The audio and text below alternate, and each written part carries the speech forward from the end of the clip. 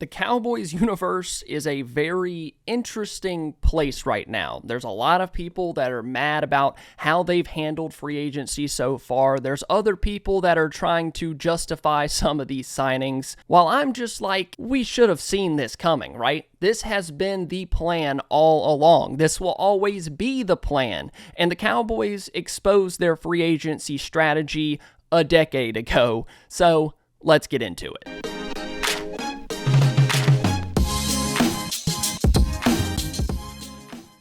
When you look at the Cowboys and their most expensive free agent signings over the last decade, you really get a good idea about how this team approaches free agency. If you've kept up with them to any sort of level, you are not surprised by what we're seeing in 2025. Even with Dallas moving around all their cap space, with Dak Prescott, with CeeDee Lamb, having top 10 level cap space going into free agency, you still expected this is their most expensive free agent signings by year. Cedric Thornton in 2016, $4.25 million. Allen Hurns was $6 million in 2018. Gerald McCoy was $6.1 million in 2020. There were three players tied in 2023 with $1.23 million. And then Eric Kendricks in 2024 was $3 million. And right now in 2025, Solomon Thomas is the most expensive free agent at $4 million. And this isn't really the point of the video, but I would say out of that list of names, maybe 3 out of 10 you can consider worked. Now, the guys that were considered hits, I guess, weren't all pros or anything, but if we're being very generous, Allen Hurns worked. Randall Cobb was actually a good signing. He had a good year in Dallas, went on to play for a while after that, and Eric Kendricks. And this list is just the highest paid guys. I mean, a few other signings have worked out for them in the past. This just happens to be the highest paid. But when you take this list, we should have seen this year coming from a mile away. We knew that this roster had holes: running back, linebacker, corner, defensive tackle, guard. Every position really on this team has a case for they need to be better there. And even with guys like CD, Micah, Dak, Bland, Dallas still has to get better behind those dudes. And my thought process going into free agency wasn't about whether they would sign people. I knew that they would. I knew they would sign guys. I knew that they would make trades. But to what level was kind of what I was looking for. And if you're shocked by the way that they did it, I don't know what to tell you. This fits this organization to a T. And I'm not really here to complain about it. I'm not here to say it's Super Bowl winning moves.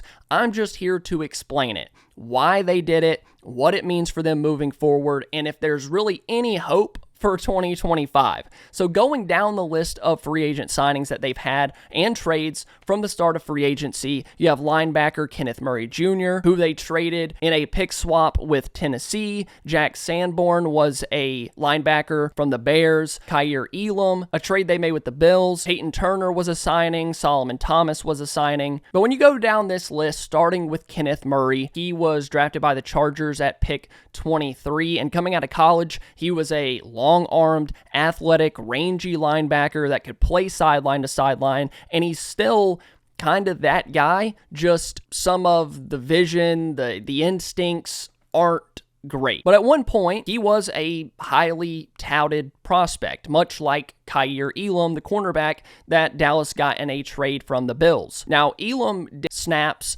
Kaiir Elam did grade out much better than his previous years, but in Buffalo, he could never really find his footing, be a starting corner for them, even as a first-round pick. And you have Jack Sanborn, somebody that hasn't really started a ton for the Bears, but has 977 snaps in his career. He's a better run defender than he is in coverage, kind of a liability in coverage, if we're being honest here. Then you have Solomon Thomas, drafted by the 49ers a couple years back. Peyton Turner played with the Saints for the past 4 years and had sacks in his NFL career. So that's just going down the list, kind of telling you a little bit about who these guys are. And if you want particular all 22 videos, I am making one for Javonte Williams. Head down there to the comments and let me know which of these guys should we look at on film. But for today's video, we're just going to look at it with a broad view. Why did the Cowboys pick these guys? Why are they signing them? What kind of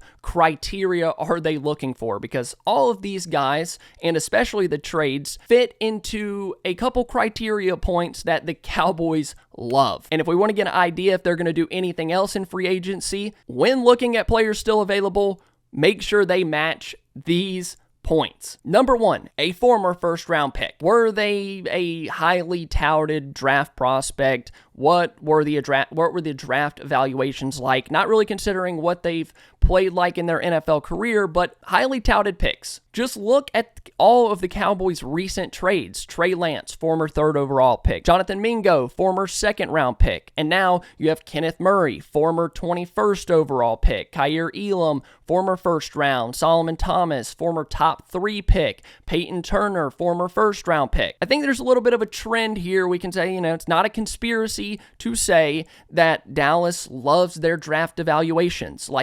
Love. If they were high on a player in the draft a few years ago, or other teams were high on a player, and the guy hasn't panned out so far, Dallas thinks that they can fix them. A lot of these first-round picks, as you know, some don't pan out, but most of them are super athletic, have good college production, they're good football players, they just haven't figured it out yet in the NFL, and that leads me to believe that Dallas thinks that they can help them figure it out, even if that guy has had 6 years, but still hasn't figured it out. The second criteria for Dallas in free agency is the player is cheap. This one doesn't really need to be explained, whether it is a trade, it's a signing. Just look at the numbers. Look at the past decade of free agency for this organization.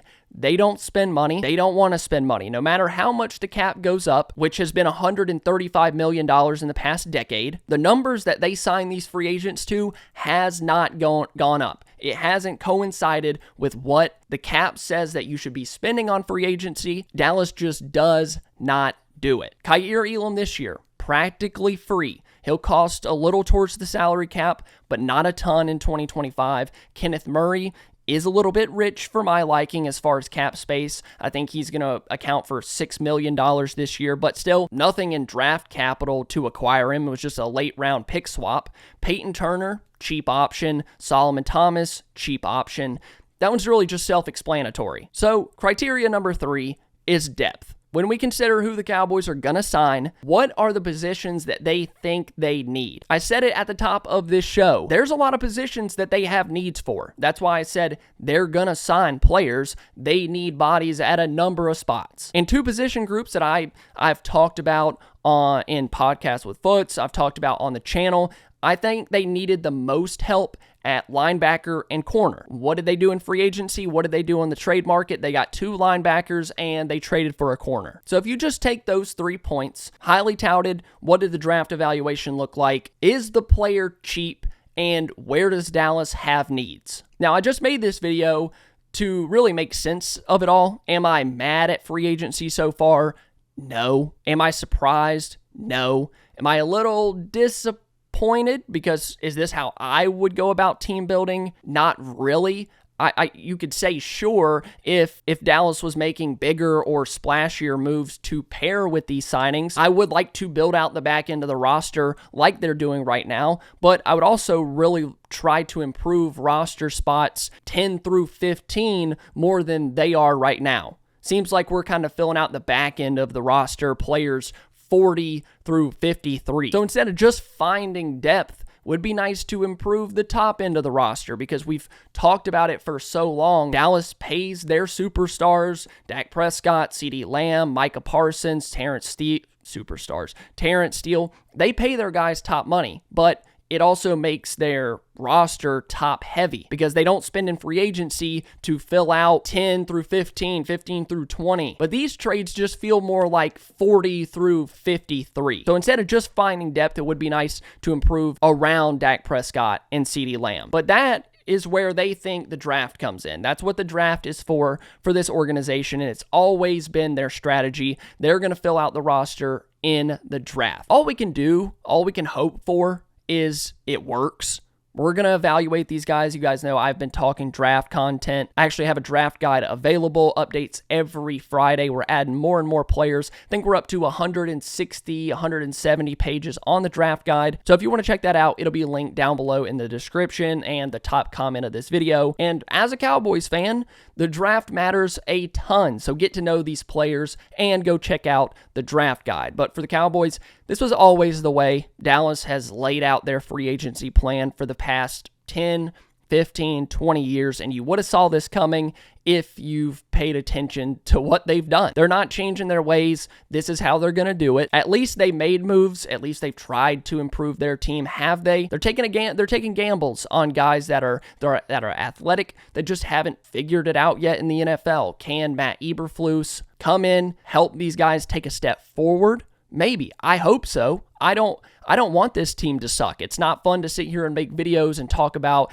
a team that won 6 games. I want them to go out there, be competitive, all of these guys to be all pros. But at some point, we have to temper our expectations with what guys making $3 million, $4 million a year are really going to be able to do. I just wanted to talk about that today. I do plan on talking about these guys more in depth as we go along in this process, see if Dallas signs anyone else. I need to watch the tape on Kaiir Elam, Solomon Thomas, Kenneth Murray, all of those guys. So let me know down below in the comments, who do you want to see first? Javonte Williams video coming very, very soon. Thank you guys so much for watching. If you enjoyed, please be sure to leave a like and subscribe to the channel. I love you all, and I'll see you soon. Bye.